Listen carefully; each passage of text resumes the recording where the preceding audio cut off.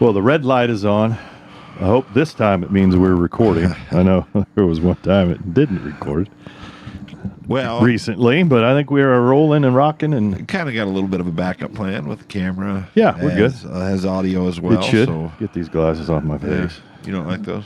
No, I can see better. I can see your face better without them. Well, then definitely get rid of them. Hey, how about that hat behind you? What do you got on that deal? What's the hat? What hat? Spin that thing around. You got a big hat right behind you. Yeah, it's a straw hat. That's Stephanie's sun hat. So There we go. Yeah.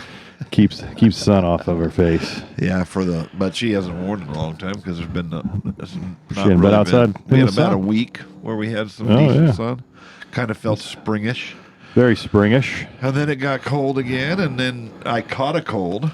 I still feel a little stuffed up, but now it's starting to. Yeah, do I sound a little nasally? Yeah, I can hear it. Well, that's okay. A little different than normal.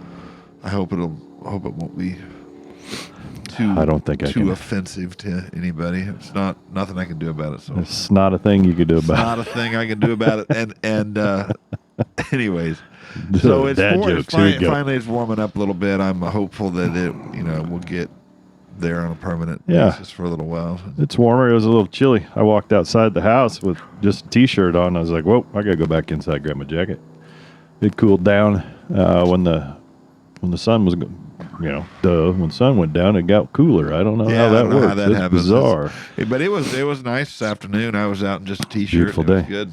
Yeah, very beautiful day. So, back at the Life and Grace podcast thing. Yeah, and we've been kind of hit and miss with it just because of life has mostly just been busy. And volleyball on Sunday. We normally record these things on Sunday, and volleyball has been very Sunday dominant. We hadn't even been able to go to church the last 2 Sundays. This, obviously, we were there today because we saw you. Yeah. But the last 2 Sundays we weren't able to go because of volleyball tournaments. So we were there all day. Literally all day from like 7:30 to 6:30. Well, we really wanted to go last Sunday, and Steph, for whatever reason, just felt strongly about inviting her brother's family over, and I thought, what a cool thing to be able to do. Nothing wrong with that. So Eric is Stephanie's brother, and he passed away last week, and so he's been health issues for a while, and so unfortunately finally got him. And anyway, so we had his wife Jenny and her kids and their kids, and so bunch of people over here, and had hot dogs and hamburgers, and it was just a good hangout session. So we did that instead of going to see Elizabeth play volleyball. I don't mean this hatefully, and she doesn't either. She doesn't care who comes to watch her.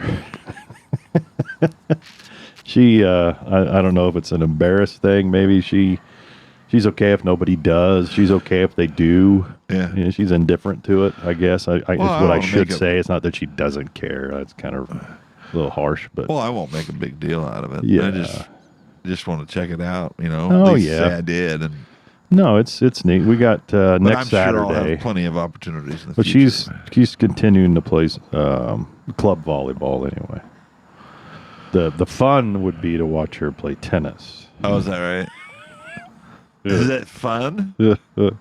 Or comical? Or what do you think? Last year was comical, but she had never played tennis before, so she just grabbed a tennis racket from a friend and went out for tennis and just started playing with no prior experience whatsoever. That's awesome. So she's going to actually go tomorrow, I think, with her friend Lily and Lily's mom there. And Lily's mom played tennis. I think played tennis in college too. So I think the 3 of them are going to go hit some balls somewhere. That'll be fun.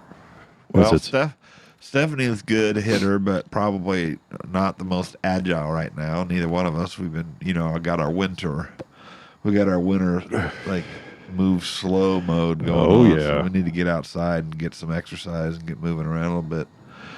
And but both of the girls obviously play tennis, so that'd be cool if Elizabeth could get out and hit with him. Yeah, we would hope. Give him a reason to hang out. Brandy had talked to Tiffany and Jacob, and I think she mentioned it to Tyler too. I mean, obviously Tyler's coming off of this baby thing, and maybe not quite as ready to swing a racket yet either. But she was like, she was ginormous.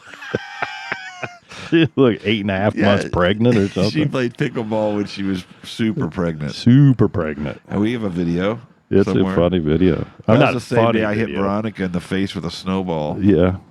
after she fell down. Yeah. You love it. People in the face with snowballs. It was terrible. Well, what happened was she threw a snowball at me. She scurried to get away. As she was scurrying, I was packing a snowball. Took your And when time. she scurried, she ran around the other side of you, I believe. No, I wasn't. Oh, she was on the It was side of somebody somebody, else. and she slipped on the ice and fell down. Very graceful fall. I could tell Yeah. she wasn't hurt. That's good. And Yet. but then she got up, and as she was getting up, I still had my thought of, I'm going to drill her back with a snowball.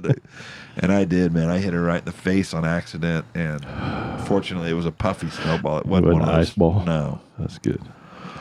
'Cause No, yeah. Well, that's fine. That's fine. So, anyway. But anyways, back to the tennis. Yeah. Tyler's, she's doing better. She's moving around, and took a while with the C-section. You know, that takes them a little while to heal. So Yeah, absolutely. Got those abs. It's amazing how much we do with our abs. Even this big old ab that I got, and ham hock. you get that sucker cut into. You don't do a whole lot. Well, Tiffany and Jacob are right around the corner from Yeah. you, though. Is there a tennis court in the neighborhood? No, Well, I that's don't believe so. problematic. But no, we talked to them, so we may get Elizabeth with them at some point and let the three of them go hit without us, and that would probably be the way to do it. Elizabeth would probably, That'd be a lot of fun. yeah, she'd benefit more from that probably. Well, plus Tiffany and Elizabeth have a pretty good relationship, and Yeah, Tiffany's very, I think so. very patient, as is Jacob. So Yep. that'd be good. Yeah, and it'd be a good instruction for her. So maybe at some point this summer, a couple times, that'll be good for her. She needs to understand some basic principles of how to play tennis. Yeah. Isn't she be better? Well, and then Anyway. nephew David and Taylor just had a baby. Oh yeah, had another baby. Yeah. Holly. Yeah, so that's brand new. All these babies are coming. I Man, know. Brittany's pregnant. Brittany's is like a month and a half away. Uh-huh. Jennifer's pregnant. Jennifer's pregnant. Yes, she is. Miss Jeffy. Yeah, so we got a... She is pregnant, and she's a little. I forget how far along she is though. She's after Brittany. Yeah, we need to check up on that. Couple months. Yeah, I don't know where that's at, but anyway, yeah, we got some girls. We obviously Tyler and Ladd had the boy, Bo. We talked about before. Brittany's going to have a boy named Briggs. So we got some Briggs. Good name. Yeah, it'd be pretty cool. So Yeah. Well, Bo's babies. been awesome. He's over here all the time because, of course, yeah, they just Jesse's back at work, so Yeah. she's set up an office downstairs. She's living next door, but she comes over here to go to work, and that way we can help with the baby. great setup. And she's got a little office down there. Yeah, she basically moved back in, which is fine. Yeah, that's awesome. A good setup. Yeah, we love Not it. We bad at all. love it. They love it. We're spoiled grandparents having him around so much. Yeah, we had Pax around a lot when he was little. Elizabeth, I can't even talk. Haley and Pax lived with us for a little bit, and having them around all the time is kind of nice. Pick them up and do stuff. Yeah, especially Love on those little ones. especially when they're a lot little before they don't have an attitude yet. Not yet. They don't have an agenda that Yeah, doesn't and, include you. and you seem cool. They don't know the difference. Yeah. That's always cool. Well, you are But, cool. yeah, I think so. We're gonna go that route. We'll just say that. But anyway, someone to have a conversation about something. Maybe we can have a conversation about. You talked about it before we actually hit record on the audio side of it. Yeah. We obviously went to church this morning, and Dave has been talking out of the book of John, as he says, Big John. Big John. We concluded John. it today. Yeah. So some of the stuff that came up, you brought it up before we started, so I'll let you bring it up, and then maybe we can have a conversation about that. Oh, It's a good chapter. the word messenger really seemed to pop at me today, Yeah. and he was talking about in John when Jesus, of course, was crucified, and the tomb 3 days later was found empty, and I think it was Peter and who went to the tomb with Peter first, and they didn't. It's a unnamed unnamed apostle, which I believe might have been John. Okay, well, they saw the stone rolled away, and they looked in there and saw the body gone, and they saw the cloak and the whatever. Yeah, the linens. Yeah, and then they left, and then Mary came. Yeah, Mary came back, or was still made without quoting the story word for word. Yeah. Nevertheless, she saw an angel, right, and the angel basically was Jesus. She didn't recognize him as Jesus at first. She thought he was a gardener. Yeah. And she asked him, "What did you do with my Lord? Where'd they take him? Can you please tell me so that I can recover his body?" Basically, right? Right. Anyways, she was told to go and tell the apostles that he is risen. It's me. Yeah. That it's me. I am him. And so, anyways, and so she was a messenger to the apostles, right. And then come to find out, of course, Jesus was a messenger to the apostles as well, and there's been many accounts in the Bible of angels as messengers, and this was another one. And then apostle stems from the word angel, right? And a messenger. Messenger, and so then the apostles, of course, were reconnected with Jesus after he rose Correct. from the dead. He revealed himself to them, and then that's when the story got really, really interesting, because at that point in time, that's when all the apostles said, well, at this point, I believe it beyond a shadow of a doubt, to the point where I'm willing to go and give up my life, literally, professing that Jesus Christ was who he said he was. And so that's, to me, the most compelling argument for the purpose of Jesus Christ, is that, I don't think anyone would be willing to die for a lie, and not knowingly. These guys all believed in the end, after the resurrection and the reappearance, that Jesus was who he said he was, to the point where a lot of them died pretty grueling deaths. Yeah, well, pretty much all of them. Some of them, I think, went quicker, like you're saying. Yeah, some were crucified upside down, some were stoned, and all of that. But yeah, I mean, that's always been something. If you believe, they were all persecuted, though. To my knowledge, none of them denied him. Never. After that. No, after never. Peter denied him, they all fled and ran away. And of course, I think also the story was that Jesus had to go through what he went through. So he had to. Maybe they knew that, so they didn't get involved. Right. So to go back to, that whole layout thing is very important. But to go back also kind of with what you started, is the messenger point as well. It is huge. I mean, it's a key to spreading the gospel, period. Yeah.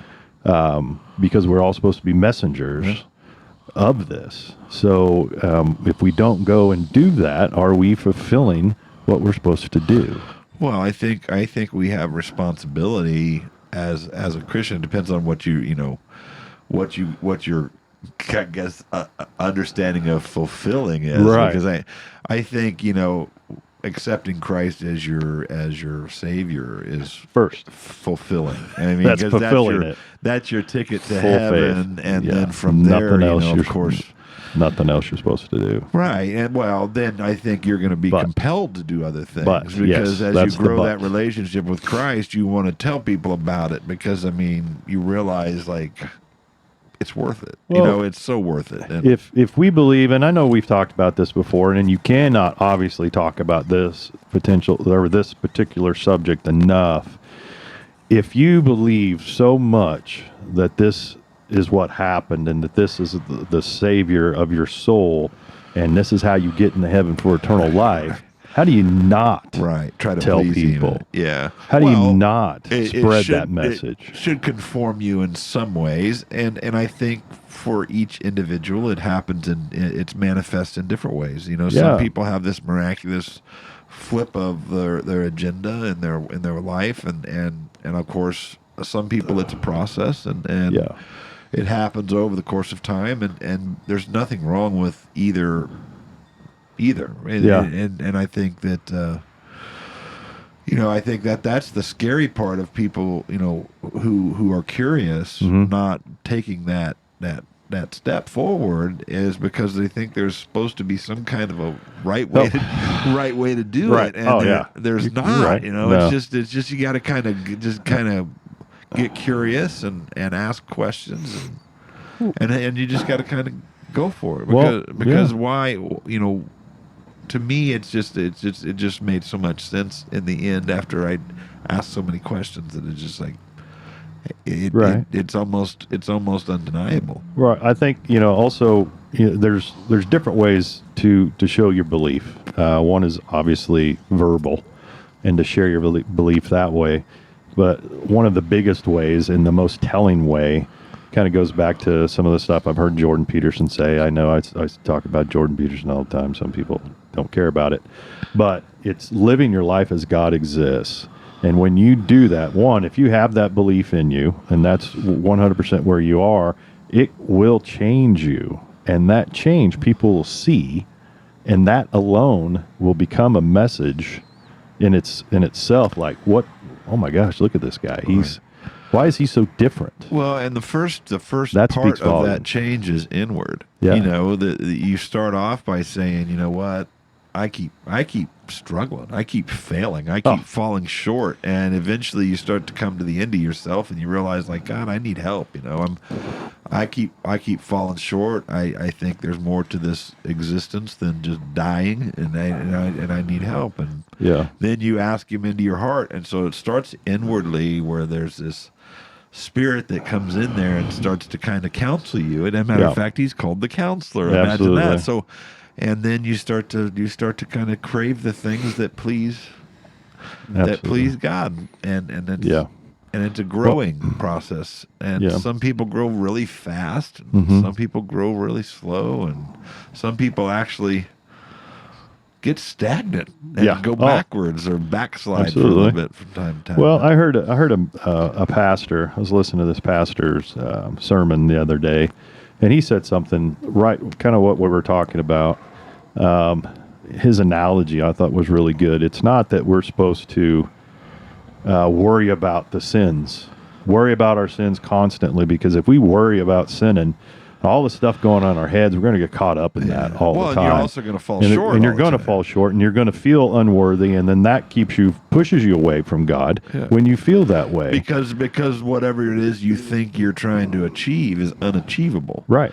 You know, without trust in, God's grace and mercy, and just walking day by day, and believing that He's got your back type of thing, because you're going to need it. It's not this switch you flip and all of a sudden become this perfect person. It doesn't happen like that. Yeah, and his analogy to that is, again, you're not supposed to worry about this. What you're supposed to do is grow closer to Christ, closer to your Father. The closer you get to your Father, take it in this analogy. His analogy was this. Let's say if you take your children to the mall, and you've got all of these stores, you're trying to keep your kids out of all these stores. You don't tell them, all right, you see all these stores, I want you to stay out of all these stores. You can't go in these stores. What you tell them is, come closer to me. You stay right here, and you stay by me, and you walk them through these areas. And that's how you stay out of those situations, is because you're drawn closer to your Father who's there to protect you. So if you think about that image to me was, wow, okay, I see that. He was literally talking about walking through a mall, but keeping his children close to him to stay away from those places that they weren't supposed to be. And that's what the relationship is supposed to be like. Not that you're constantly worried about, oh my gosh, I had that thought, or oh my gosh, I flipped the channel and I watched, it had this on it or that on it. Just concentrate on your Father. Yeah. And I think the rest will come. Obviously, the whole father-child relationship is pretty relative in the whole thing. If you look at it from that standpoint, as a relationship of a father and his child, his son or his daughter, and you start to think about, like, who was your father to you when you were a kid? And I know you personally didn't really have that experience a lot, but I think you can relate still, and yes, and just like 100%. Well, I've had my own son, so that helps. Yeah, and daughters. Well, and you just know the love that you feel for 100%. your father and the earthly father. Yes. And despite, not even hardly knowing him, there's still that connection, you know, and so imagine now if you spend hours and time and nurture that relationship and you grow it and you have memories and those types of things. Right. It's all part of a relationship, and that's the same thing. So I think I saw the coolest thing. I can only imagine a rendition by Winona Judd. Have you ever seen that before? It's called I Can Only Imagine, the song I'm sure you're familiar with. Yes. But she gives a little bit of a testimony at the beginning of it. And she says in the testimony that she never knew her earthly father. Right. But how she now has a heavenly father, and that she's basically okay. And one thing she says also in there is like she was told by her mom, Naomi, that she shouldn't worry about the cracks in her armor, because that's how the light gets out. That's what her mom told her, So it's a really neat video. You can go to YouTube and see it. I highly recommend it. But it's a tearjerker, and she actually cries a little bit when she starts singing the song. She's an emotional singer. Yeah, and this was her testimony in advance to it, and then she sings that song because it's a great song. She says it broke her world wide open. You know? Well, it really changes your perspective when you do that. And I've,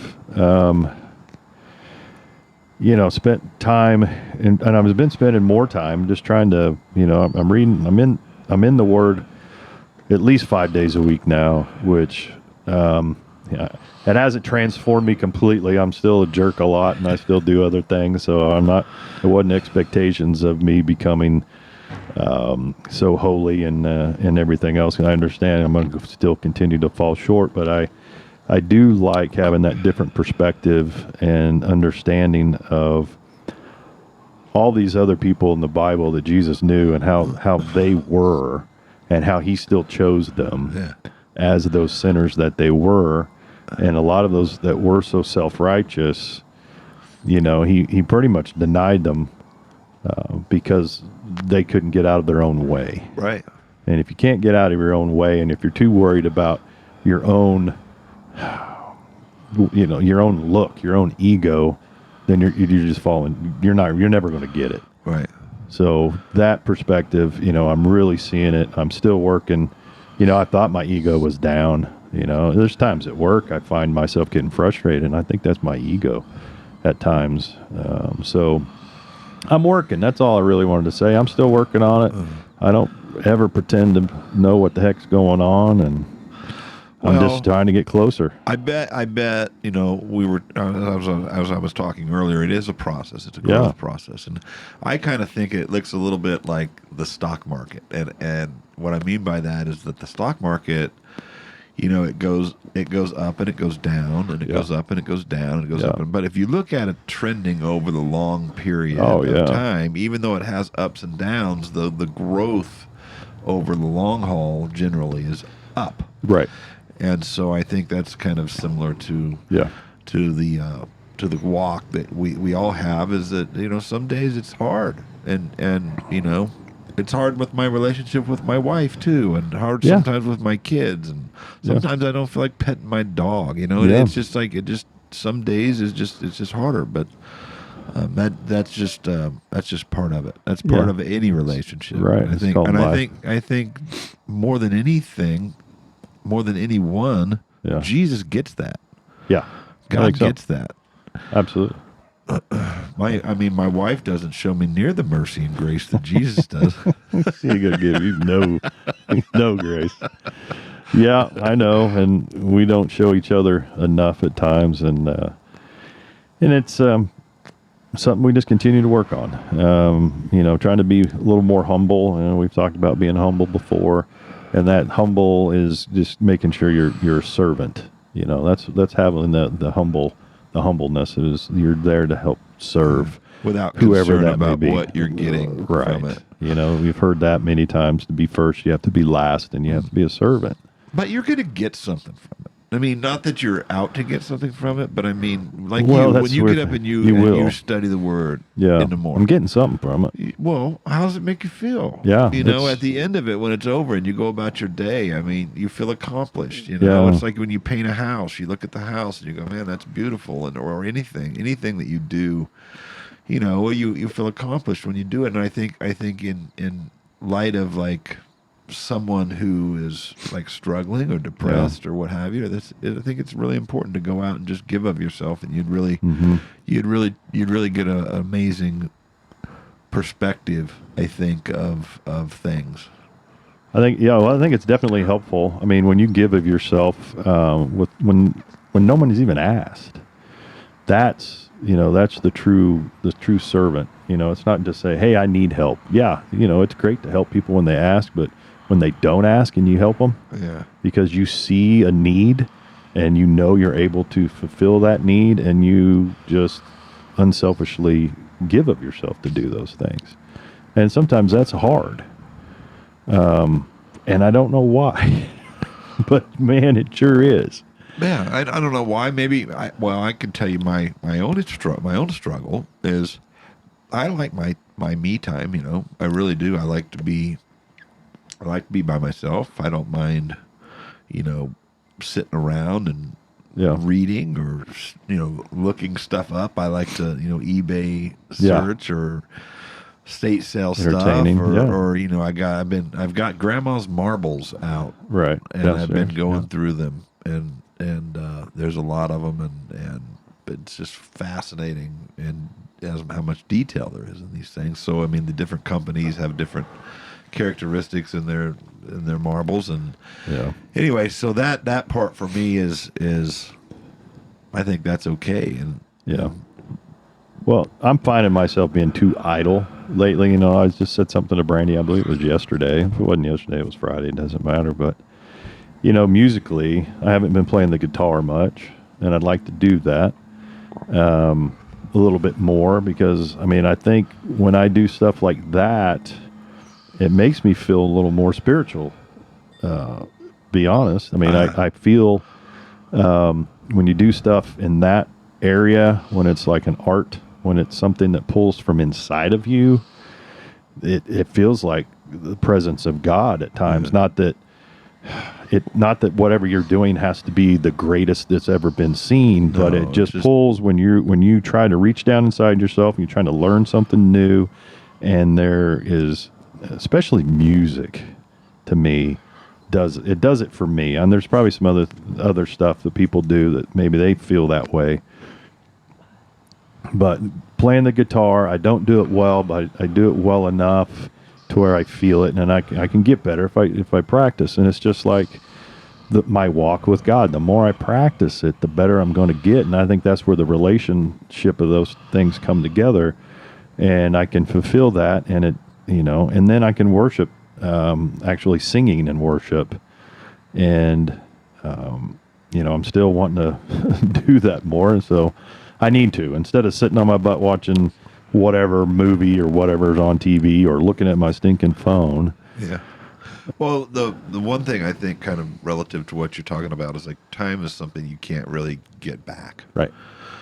When it's gone, it's gone, and we all have a limited time here on this earth, and not that I make every second count, I don't, but even when I'm by myself, I try to be productive in regards to bolstering the relationship we're talking about, or trying to educate myself, or trying to do something productive around the property, or something that, and sometimes you get to doing something and you realize, like, I'm not being very productive, and you start looking at it.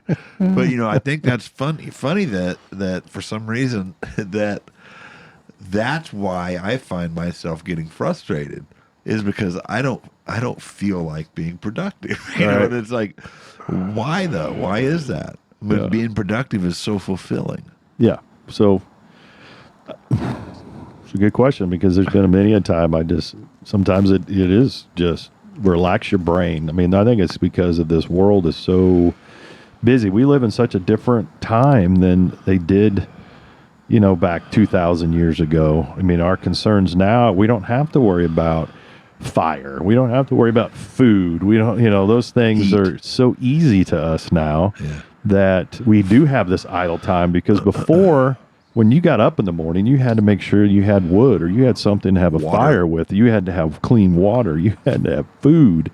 So that's what your day was just spent doing that and providing for your family in that way. So now it's a little bit easier to a degree. I mean, we got to go to a job, do your thing. You got to go do your lessons and spend that time. And so things are different. But we have the luxury also, though, to do things that, spend more time doing. Most cultures never get to do. Right. Like I was just talking about grandma's marbles, and I'm like, okay, I sit around sometimes for an hour, and I sit there and stare at those things. I'm like, these things are unbelievable. But it's really unproductive as unproductive could be. But they're fascinating, and I wanted to learn about them so I could educate, hopefully my daughters or whoever it is that end up getting these things, right? So, anyways, I don't know that that has anything to do with anything. But the point is like, sometimes being productive is not realistic. It's not always going to happen. You got to rest. You have to you have to relax your mind. You have to relax your body. Yeah. And I think in any relationship you have to step away from it for a second. Mm-hmm. I think that's okay. Yeah, and I think it's okay to with your partner sometimes just to sit in the quiet and not have an agenda. And just be with one another or be beside one another. I could, you can always be more intentional with that. And if you can be idle, that's always good too. In that frame, anyway. Yeah. Well, I know, Stephanie and I, we spend pretty much every day together from morning until night, and we have our moments, but it's awesome, getting to hang out and share some time with somebody. And I really feel for those people who don't get that. But I don't understand what I don't understand, and maybe somebody else can enlighten me, but I don't understand how somebody could like something so much, like a drug or alcohol, or maybe fall prey to temptation with another person of the opposite sex, or what have you. Because to me, anything that could potentially sever a solid foundational relationship, there's nothing more valuable than a relationship. Yeah. I don't think anything. No, I think a lot of people unfortunately don't find that out until they lose that relationship or they lose that thing, and that's the sad part. Whether people die and you didn't spend enough time with them, and then you realize, wow, I had plenty of time. I'm not spending enough time with my mom. Yeah, I should be seeing my mom more than I do. Yeah, and I'm sure she'd be the first one to say the same thing. Yeah, you should. Yeah, I would definitely recommend that if I was a friend. Yeah, 100%. So there's those relationships we need to work on as well. And kids, my kids are not that far away, 30 minutes. They're busy. They've got their own family, so we get too busy at times. I was able to see Tanner today and my nephew Tyler because I asked them to come help me. So it was nice to be able to see them and two of my grandsons. I got to see Ryder and Kane today and give them some hugs. I didn't spend a ton of time with them, but we got to see them. Yeah. Got to give them a good hug and say the I love yous, and you can't do that enough. Well, so that was good. Yeah, I think we brought it up last time, but Toby Keith recently passed away. Yeah, and he had a song that he wrote as he was sick. I think he had stomach cancer, and he wrote a song called, I think we maybe brought it up in the last podcast. You did. I think we did. Don't let the old man in. But in that song, he just, some of the things he talks about are his relationships. One with his wife and one with his friends. And this is a guy who has been diagnosed with terminal cancer, and, he's still writing songs and trying to tell people about, what's important. And I think his faith became stronger at that. Obviously, more important. I don't know if it became stronger. Maybe It probably did. I don't know. I didn't actually talk to him, but I would assume so. Well, right? he mentioned it in an Yeah, that interview that he interview. had Yeah. again, Mm-hmm. and he mentioned that his faith is what has gotten him through, in a way that is, I guess, worthy of like praise. Where you watch somebody deal with sickness and loss, and you see how they deal with it differently. Yeah. And Oh, yes. some deal with it and it's Yeah. just crushing, and others deal with it and it's almost like there's a joy that goes along with it. That suffering well, right, they talk about. and the two different spectrums of, in my opinion, is all based on eternity. What is it that happens after you die? And I know that the people in my life that have died, and I know that they believe and have in them, or had in them, what I have in me. That I never really felt hurt or a sense of like, woe's me, when those people are gone. I almost, because you're going to see them again, and that's something that to that's me, our hope for sure. Yeah, what a great thing to hope in, Yeah. and so I don't know if it'll be in the same. Yeah, that's what we don't know. Will they be your parents? Will they be your friends? No. I don't know. No. I don't know in what capacity. Yeah, I believe it's not. Probably in not. that way. I mean, there's no marriage there. There's no. Well, our souls is different completely. Sure. Right. So I mean, by birth, Yeah. my father was and my mother. Yeah. But now when we go to heaven, are they going to be my father and mother? No. I don't believe so. I don't believe so either. I think they're going to be my brother and sister in Christ. Yeah, they're going to be. We're going to be as one. I think that's the point. We're supposed to be as one, working, if you will, worshiping. Well, I don't think there's going to be the same type of intimacy amongst each other either. Well, I think it's probably whatever we're doing, we're going to be doing with each other, and for the sake of loving and pleasing God. Yeah, and it's an alliance. Yeah, it's a constant. 100%. Yeah, I believe. I mean, that's what I believe. Well, I don't think it's a far-fetched belief. I think there's the what heaven looks like, though. We can't really piece it together, because I mean it's pretty clear in the Bible how nobody really knows. Right. No eye has seen, no ear has heard, and no mind has conceived what the Lord has prepared for those who love Him. Correct. And so it's going to be awesome. Yeah. So by him saying you've not seen it or heard it, or you can't even think of it or fathom it, to me, I'm thinking, oh, well, then it's probably better than anything I can think of. It's not worse. It'll be a joy that we have never experienced before, and a wonder, an amazement of that. I mean, just you can't imagine being in presence of God. I can't, or Christ for that matter. Because when he came back just to the apostles, to go back to what we first started talking about, and as he came back and was saying, "Now I want you all," and he breathed on them. I like that part in the message today that Dave was talking about.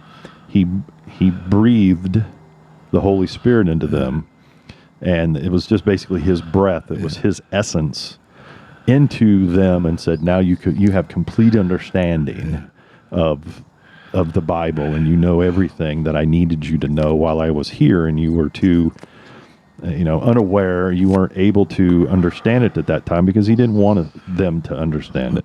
So when he gave them that Holy Spirit and he breathed, just as God breathed into Adam and had Adam, come to life, that's what happened to the apostles. And then you stop and think about that. It's just like, wow, for them just all of a sudden have this understanding that they never had before. And it's an understanding that I don't think we have to that degree still. Because for me to stop and think, okay, somebody puts a gun to my head, and tries to, tell me you denounce Christ. And I just, it's a kind of a scary thought that somebody would do that. And I would hope I would just say, too bad, just go, shoot away, shoot me. That's fine. Yeah. And some people can do that, and some people may fall short. And I think that's okay too, as long as you still have that belief inside of you. I don't know that, but it's just an unbelievable thought process for me just to think about that. When he said that today, I was like, wow. Well, the one thing too that really jumped at me was that, all these apostles walked around with Jesus all the time, and their hope was in Jesus. Their hope was in Jesus. Their hope was in Jesus, and then he died. Yeah, because I think so their hope was in a man. All like, well, wait a minute, Yeah. this was our hope. This guy died, and I think when he reappeared to them, they ended up finding more hope in his death and resurrection than they did the entire time they spent with him on earth. Yeah, and it was because of his death. Yeah, that they finally came to the realization that he was who he said he was, and if he wouldn't have died, who knows? Oh well, he had to die. He had to die. He had to die, and he had to die the way he did. Yeah, and he had to experience life before that death, because people brought, why didn't God just have him come down? On day one, they grab him, they take him, they crucify him, and then he. Well, he could have done it that way.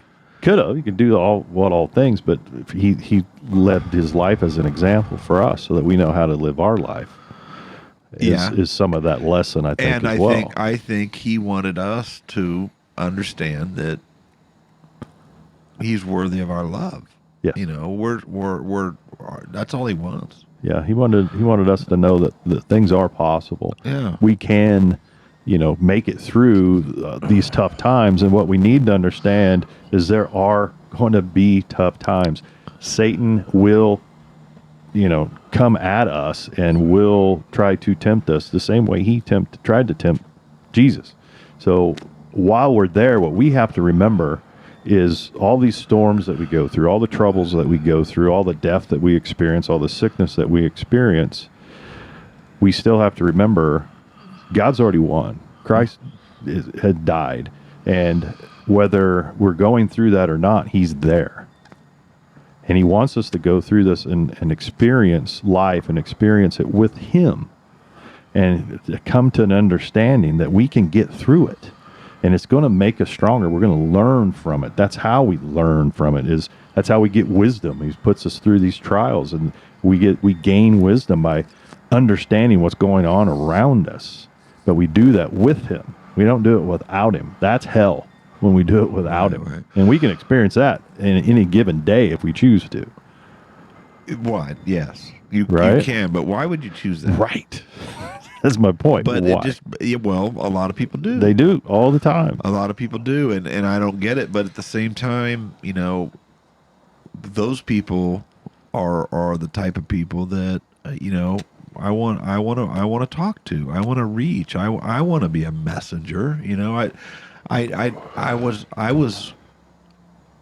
was coerced, not coerced. I mean, I ended up making this decision on my own, but the information that other people shared with me and the life I saw other people live is largely what caused me to make this decision, and of course I ended up going and researching things my own way, but at the same time, as I research things, I'm researching the life of other people who lived and believed, what the people in my present day life are living and believing. Right. And so, all I needed was a little bit more validation, I guess. But when you start to look at it that way, you realize like there's so many people who live and die professing that Christ was who he said he was, even their last breath, and it's like, how can that be hokey? Yeah. I don't know.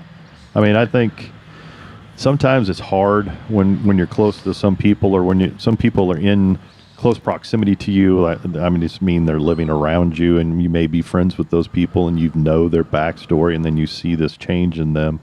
You're like, oh, but I knew you, and I don't know that I trust you. Right. So sometimes you have to do with exactly what you just said. You need to go find that out for yourself and go, okay, I need somebody else too.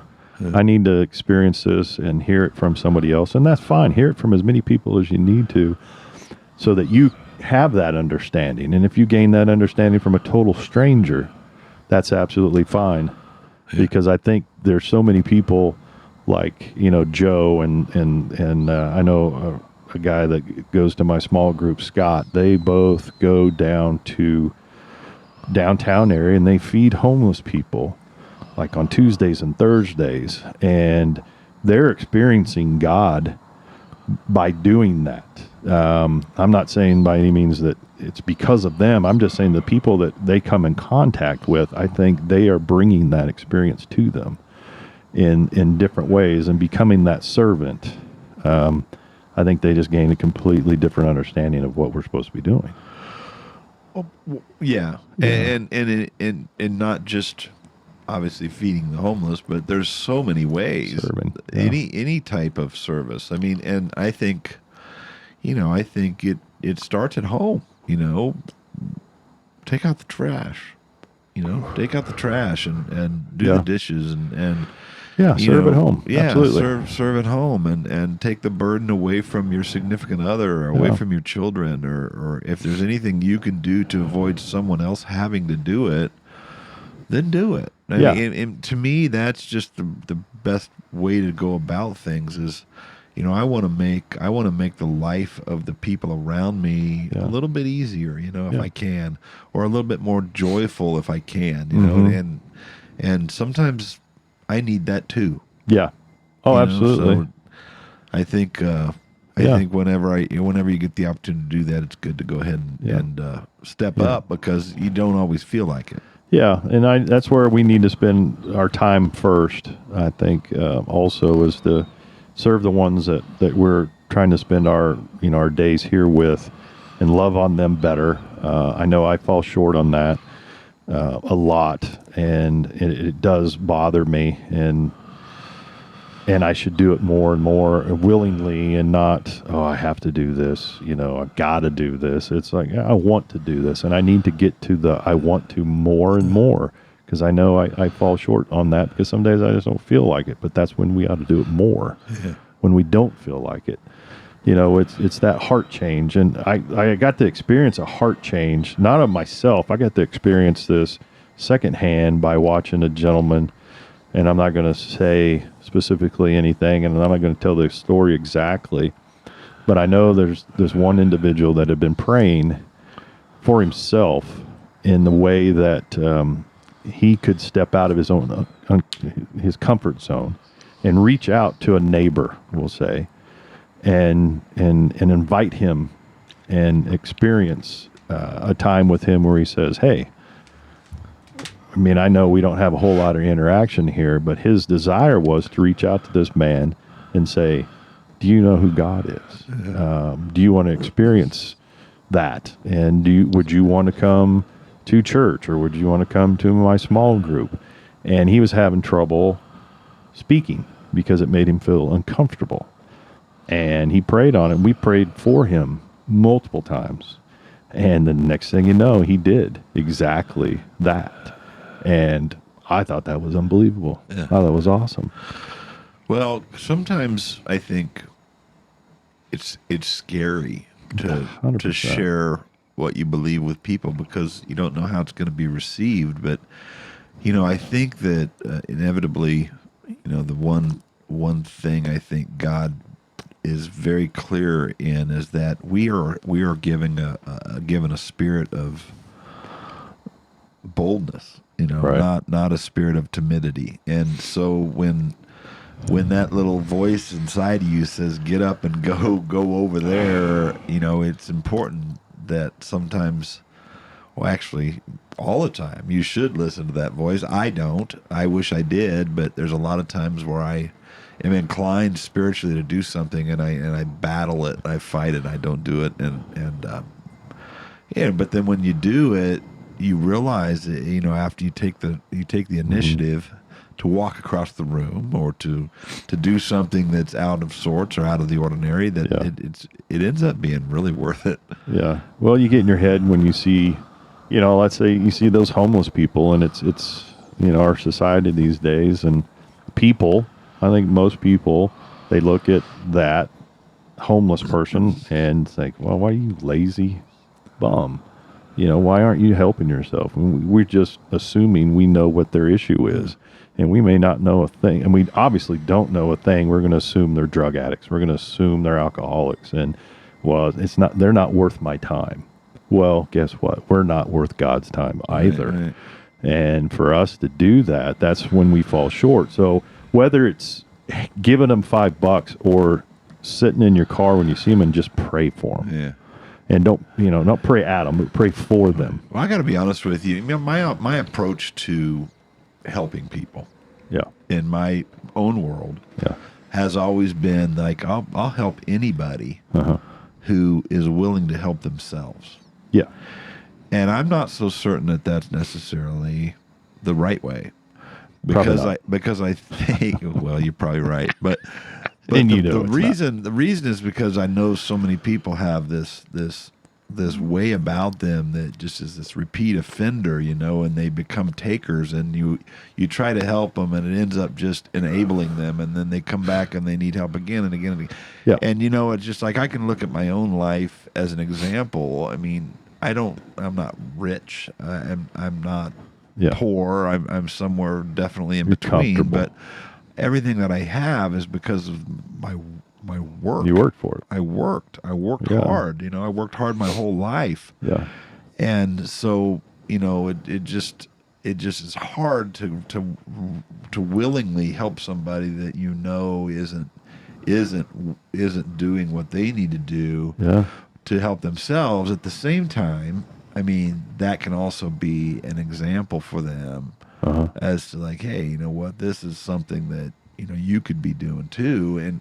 And quite honestly, Troy, I think in regards to that, the best thing that you can do for someone who isn't doing what they need to do to help themselves is take them with you to help somebody else. Oh, that's a good point. That would be amazing thing to do as well. I feel that. Yeah, I like that point, because when they become a servant, when they feel like they need to be served, they may change their perspective on what they really need. Well, being served is, I think sometimes, I mean, and we all need help from time to time. We all need to be served, but at the same time, I think to wait or expect someone else to do it for you because they will, or because they can, and it's going to be a more of a challenge for you.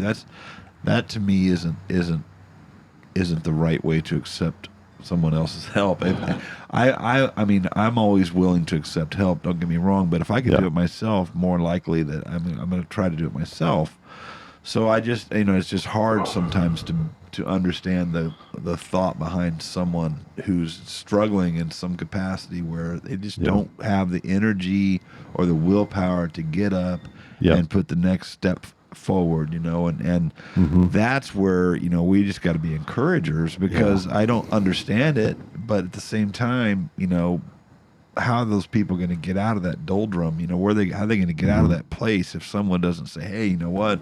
Pick it up. Let's go, man. Yeah, Grab, be an encourager. Yeah, being more of an encourager and less of a judgmental person. Like you were saying, it's like somebody's down and out. It doesn't mean they necessarily deserved it. They didn't necessarily do anything wrong to get to the place they were. They were a victim of circumstance, and I'm sure they had some hand in it. But there's a lot of things that could have happened in my life that fortunately didn't. But it only takes one significant mishap in someone's life to completely turn their world upside down. Yeah, and that's the sad thing. And what I've found, since we've been going to church on a regular basis. This year will be 11 years I've been going to Westridge, and on a regular basis. Obviously, I miss Sundays for different reasons, but I miss them because of having to sports, with the kids.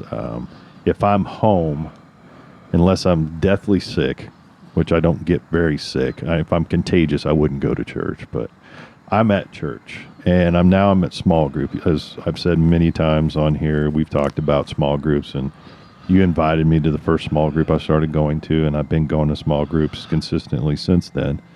And that's probably, I think that's 11 years this year as well, towards the end of the year. So what I have found in the small group and it's, all men. Where goes my voice? Sorry.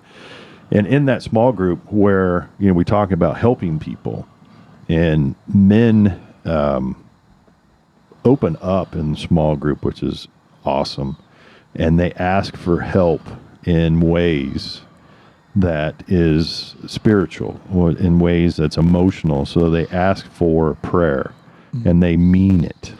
Well, and that's amazing. And the coolest thing about that environment is the vulnerable characteristic of it, because to see a man, a grown man he's fatigued, he's spiritually, emotionally fatigued at the end of his rope, doesn't know how he's gonna get past whatever obstacle he's dealing with, and for him to humble himself and ask other men to pray for him, that's special. That's hard. For men, it's very, very hard. Yeah, and it changes you when you see it, because then you're going, wow, I feel the exact same way. Yeah. And I wouldn't admit it. Right. Probably a lot. And it softens you in so many ways. And I've had some guys that are in their 70s, and they are still coming small group because they still need it. Yeah. And they've been going to church their whole lives, and they may be able to quote scripture like crazy, but they're the first ones to say, I need this group because I need you. Sometimes I need to lean on you. Yeah. And that's what I pray for, is when somebody does that, and you're like, oh, what can I, how can I help? And mainly it's just going, I hear you. Yeah. Yeah. Just to have a someone to discuss with who understands, who doesn't judge, who cares, and especially someone who will pray for you. Because I think that's something that, I know personally that, if your ego gets in the way and you have something in your life that you're struggling with, and you're not telling anyone about that, then you're missing out on a potential life-changing opportunity, because people that prayer works, prayer matters, and so having a struggle and doing it by yourself is probably gonna be a struggle, more so than it would if you involved other people. Heck yeah. I mean, and a lot of times, when you pray, most people, I've got this ailment. Can you pray? Lay your hands on me and help, take this away. Pray God takes this from me. And that's not the prayer. To be, to truly honest, that's not it. Yes, we'll pray for that, but what the true prayer is, God, if it's your will, take this from me. But if it's not your will, be with me and get me through this. Absolutely. And I think, I've been down this rabbit hole before. Yeah. And I do think that people are healed. People get healed. But I do think that it is based on God's will and what he has ordained or predetermined from the standpoint of his glory. And sometimes death and sickness draw people to God. And I know that sounds crazy, but there is always some good in everything that happens. Whatever and it takes. We don't always know what that is, but that's just the bottom line. Is God is letting things happen and steering us in a way that is ultimately for His glory, and that's our purpose as Christians, is to do things to tell people about that message to deliver that to other people and let them know that there's hope in the midst of whatever you're dealing with. There is hope, and it's in the purpose of Jesus Christ. And I can't fix everyone's struggles. I can't, but God's bigger than everyone's struggles. So, that's the hardest part too, in regards to, I guess physically helping someone it's more important to help them spiritually. Spiritually is the biggest thing, because if you don't change spiritually, whatever you're going through physically becomes 10 times worse, 100 times worse. Right. When your attitude is crap, Right. Everything hurts more. Everything is just doom and gloom. There's no hope whatsoever, and you can't lose the hope. Right. And that's what we're here to share is the hope. Well, it goes back. It goes back to the old. I think. Well, I don't know where this came from, honestly. Yeah. But to take a man, teach a man to fish, or take a man fishing, you feed him for a day. If you teach him to fish, you feed him for a lifetime. I think is right. And I don't know if that's biblical or not biblical, but either way, there was a lot of fishermen. The point is that you look at a situation in terms of like, I could give this guy a sandwich, yeah, or I could take him and temporary, and he could find a job and he could find a place to stay, and which takes a lot more effort, but it also it requires a willing participant. Mm-hmm.